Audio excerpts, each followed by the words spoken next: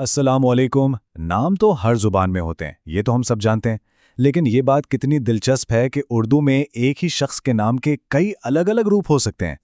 آج ہم مل کر اردو گرامر کے ایک بہت ہی مزیدار حصے یعنی اسم علم یا پراپر ناؤنز کی دنیا کو کھوجیں گے اور دیکھیں گے کہ اس کے یہ 6 مختلف چہرے کون کون سے ہیں۔ اچھا، تو اس سفر کی شروعات ایک سوال سے کرتے ہیں۔ کبھی غور کیا ہے کہ قرآن پاک، شہر لاہور اور قائد اعظم کے لقب میں آخر کیا چیز مشترک ہو سکتی ہے؟ سوچنے والی بات ہے نا؟ ایک مقدس کتاب، ایک تاریخی شہر اور ایک عظیم اعزازی نام دیکھنے میں تو بالکل الگ لگتے ہیں، لیکن ان سب میں ایک بہت گہرا تعلق چھپا ہوا ہے۔ اور اس سوال کا جواب ہے اسم علم۔ جی ہاں، یہ تینوں اسم علم کی بہترین مثالیں ہیں، جسے انگریزی میں پراپر ناؤن کہا جاتا ہے۔ آسان لفظوں میں کہیں تو اسم علم وہ خاص نام ہے جو کسی بھی شخص، جگہ، چیز یا واقعے کو ایک منفرد پہچان دیتا ہے۔ لیکن بات صرف یہیں تک نہیں ہے۔ اردو گرامر میں اسم علم کو مزید 6 دلچسپ قسموں میں بانٹا گیا ہے۔ چلیں پھر ایک ایک کر کے ان سب سے پردہ اٹھاتے ہیں۔ تو شروعات کرتے ہیں پہلے حصے سے۔ اس میں ہم اسم علم کی وہ 3 قسمیں دیکھیں گے جو سب سے عام اور بنیادی ہیں، یعنی شخصی نام، جگہوں کے نام اور القابات۔ پہلی قسم تو سب سے جانی پہچانی ہے، شخصی نام۔ یہ وہ نام ہے جو ہمیں پیدائش پر ملتا ہے اور ہماری زندگی بھر کی پہچان بن جاتا ہے۔ یوں سمجھیں کہ یہ ہمارے شناختی کارڈ جیسا ہے، جیسے کہ علی، فاطمہ یا مرزا غالب۔ یہ سب شخصی نام ہیں، وہی نام جن سے ہم ایک دوسرے کو جانتے ہیں اور پکارتے ہیں۔ اب آتے ہیں دوسری قسم پر، مقام کا نام۔ اس میں کسی بھی خاص شہر، ملک، دریا یا پہاڑ کا نام شامل ہوتا ہے، یعنی وہ نام جو کسی جگہ کو دوسری عام جگہوں سے الگ پہچان دیتا ہے۔ مثال کے طور پر کراچی، جو ایک خاص شہر کا نام ہے، پاکستان ایک ملک کا نام، اور دریائے سندھ ایک مخصوص دریا کا نام۔ یہ سب مقام کا نام کی بہت واضح مثالیں ہیں۔ اور اس حصے کی تیسری قسم ہے لقب۔ یہ وہ اعزازی نام ہے جو کسی کو اس کی کسی خاص خوبی، قابلیت یا مرتبے کی وجہ سے دیا جاتا ہے۔ اہم بات یہ ہے کہ یہ نام کمایا جاتا ہے، پیدائش پر نہیں ملتا۔ اس کی ایک شاندار مثال ہے مادر ملت یعنی قوم کی ماں۔ یہ لقب محترمہ فاطمہ جناح کو ان کی خدمات کے اعتراف میں ملا اور ہمیشہ کے لیے ان کی پہچان بن گیا۔ چلیں اب دوسرے حصے کی طرف بڑھتے ہیں۔ یہاں ہم 3 ایسی قسموں پر بات کریں گے جن میں ایک ذاتی اور ثقافتی رنگ جھلکتا ہے، یعنی کنیت، تخلص اور عرف۔ چوتھی قسم ہے کنیت۔ یہ وہ نام ہے جو اصل نام کے بجائے کسی رشتے کی بنیاد پر پہچانا جاتا ہے، خاص طور پر ماں یا باپ کے حوالے سے۔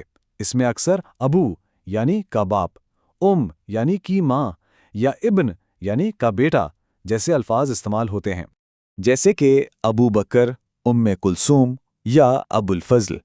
یہ تمام نام رشتے کی بنیاد پر ہیں اور خاص طور پر عربی اور اسلامی ثقافت میں ان کی گہری جڑیں اور بہت اہمیت ہے۔